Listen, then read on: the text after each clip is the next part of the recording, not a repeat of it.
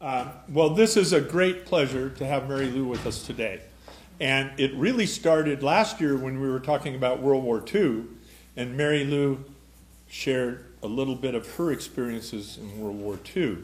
And so we've been talking on and off over the year, and decided that this would be a good time to do it in the 50s. Right? Now, I'm not going to say much about, I met Mary Lou first, I guess, well, either at the Catholic Church back in the 70s or when she was the public health nurse here. I don't know if you folks know that she was for how many years? 15. 15 years. She was the Wallowa County public health nurse. And then 15 years for Dr. Blackburn, and then about 5 years on and on at the old hospital. Oh, there you got the health career. At any rate, I'm not going to say anywhere more in the way of introductions because the introduction is her story. So here you go, Mary Lou. Okay, before I sit down, I'm so glad there is a map here. And here is the Philippines. And I come in an island that is just a dot. It's hollow. And it's part of the South China Sea and the Celebes Sea and the Sulu Sea. There are about 7,100 islands at low tide. At low tide, there's over 8,000 islands. Because in the low tide, some islands. But I live in the island of Polo, which is, instead of having a governor, we had a sultan. And my father was a doctor, and he delivered most of the sultan's babies, and every year when he remarried, he had about 14 wives, but every year when he remarried, it was a young lady. So, anyway, I come from the island of Holo, and it's a very interesting island. We had everything there. The food we ate was always fresh. We had no meat. We ate deep sea fish and lots of vegetables and fruit. There was no such thing as meat. I never even saw a real cow until I moved to Zumwalt. And I grew up in that island. It was kind of a Muslim place. We called them the Moros. They were Tausug. And our dialect was not Tagalog, it was Tausug. It was so different than the regular dialect. And the Philippines has 87 dialects. For example, you live in Enterprise, you had a dialect. You live in Joseph, you had a dialect. And then you live in La Grande, you had your own dialect. So our schools were in English, which was really good. And so everybody spoke English. And that was really easy. And speaking, do you want me to talk about the World War also? I've got a lot of stories about the World War. And, you should start with that. Yeah. And over here, it said World War II opened was in December 7th, but over there it was December 8th. And that was, if you're Catholic, that was the Feast of the Immaculate Conception, and that's when I made my first communion. And when we came home from church, my dad turned on the radio, and it looked just like that big old radio, and he said, "Pearl Harbor has been bombed," and we were so scared to death. So what the government did was to tell us for blackouts, which means you cannot turn any lights in town. I don't know if you know what the word blackout means, because in case there was a Japanese plane flying at night, they won't see you. You couldn't even have a candle or anything like that. It was completely blackout. But anyway, the Japanese, they came, and then MacArthur left, but he said, "I shall return." And the Japanese came over, and they said, "Well, you're part of Japan now. This is it. we went to Japanese school. And there were soldiers that were really professional teachers. And so we were forced to go to Japanese school. So we'd walk 2-3 kilometers to school. And then what the Japanese did, before we went to class, we all lined up according to grades. And for half an hour, we did exercises. I mean, that was a very positive thing. You did exercises before school. And then we went to class, no recess or anything. We went home for lunch, walked another 2 kilometers or wherever for lunch, and then we came back at 1:30. And then we had, I learned how to speak Japanese and do the katakana. And as a matter of fact, every morning before class, we sang the Japanese national anthem, Kimi ga yo wa chio ni ya chio ni. And we sang that every day. How old were you, Mary Lou? I was about 8. Yeah, I was 8. And we learned Japanese. And those classrooms were very, very strict. I mean, otherwise, the sensei, the teacher, would, get to you and all that. But speaking of World War II, my brother, Ernie, he was in the Bataan Corregidor Death March. He was there, and because he was in Manila at that time going to college, and he was spying for the Americans, and he was part of the Death March. And in those days, you did not communicate with anybody, so we gave him up for dead. But there were so many Americans that the Japanese had to house, so they picked out the Filipinos and let them go. So one day, the Japanese, he came home and he was just, you've seen pictures that thin and all that. He could hardly walk because he was in Bataan and Corregidor. And it was a whole awful experience. But after that, he also was spying again in the island and telling the Americans where the Japanese were. And then he went out from the island and went someplace else. And then the Japanese, they kind of heard like my brother was spying again, and they asked my father, "Where is your son? He's a spy for the Americans." My father said, "I don't know," and he wouldn't say anything.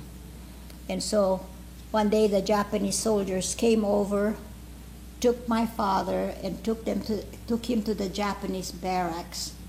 And did you know anything about water torture? They tied his hands and his feet, and there were 2 Japanese soldiers in there. They poured water in his mouth, and then one of the Japanese sat on his belly. And that was the water torture. We gave him up for dead. But since he was the only doctor in town, they let him go. And he could hardly walk. He was just, in dirty water. But thank God he lived through that. But my brother was spying for and telling the Americans where the Japanese were, so when they took over the island, they knew what they were doing. And then after the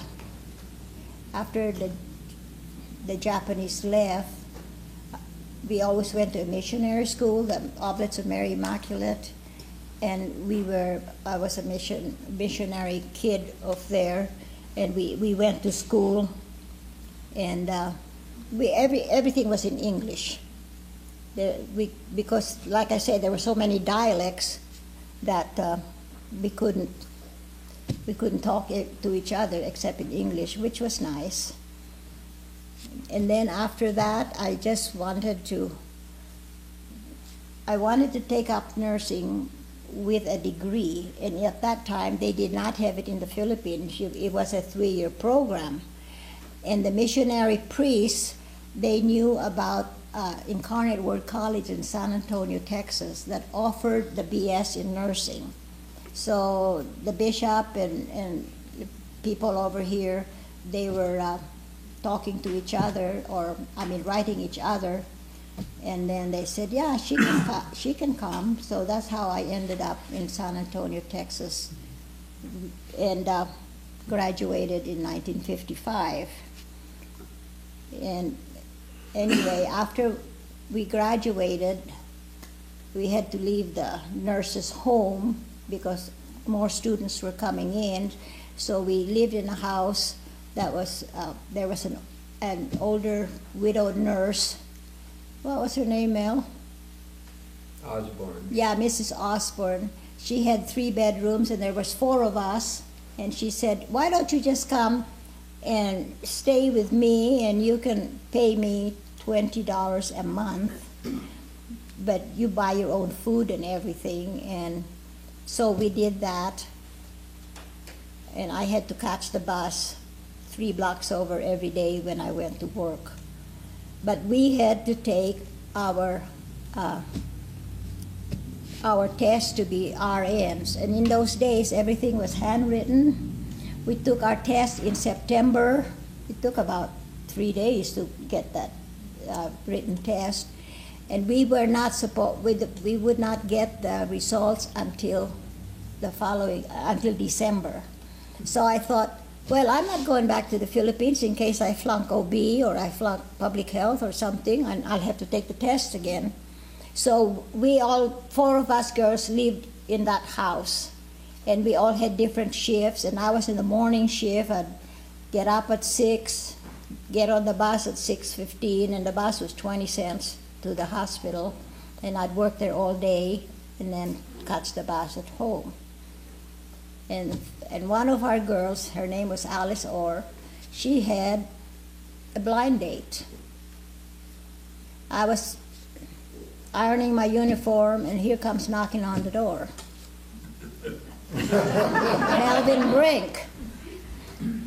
And I said, what are you here for? Oh, I had a blind date with Alice Orr. So I go to the room. Alice, your date is here. Oh, okay. And she was fixing up her face and everything, and I was ironing my uniforms. In those days, we had white uniforms. I was ironing it, and he was sitting there talking and all that, and I kept going, Alice, hurry up, your date is here. So, Mel, you can continue the story.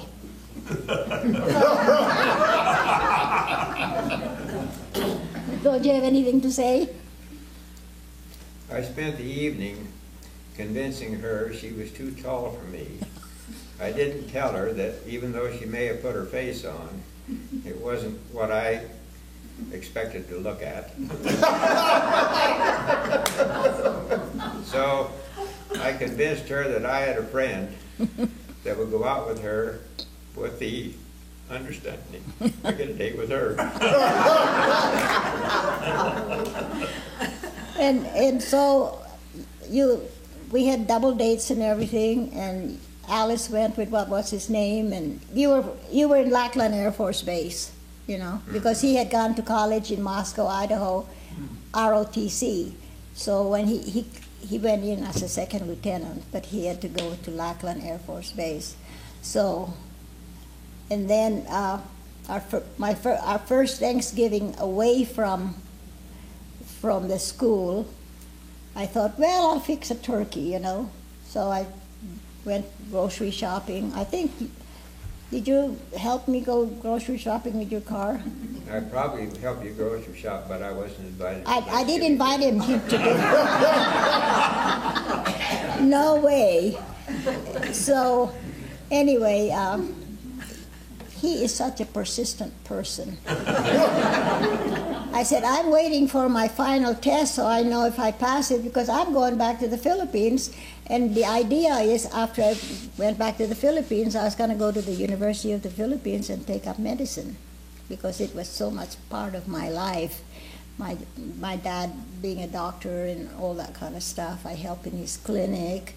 And in those days, you had no antibiotics or anything. If you had a wounded leg or something like that, you amputated it. And I saw all that when I was growing up.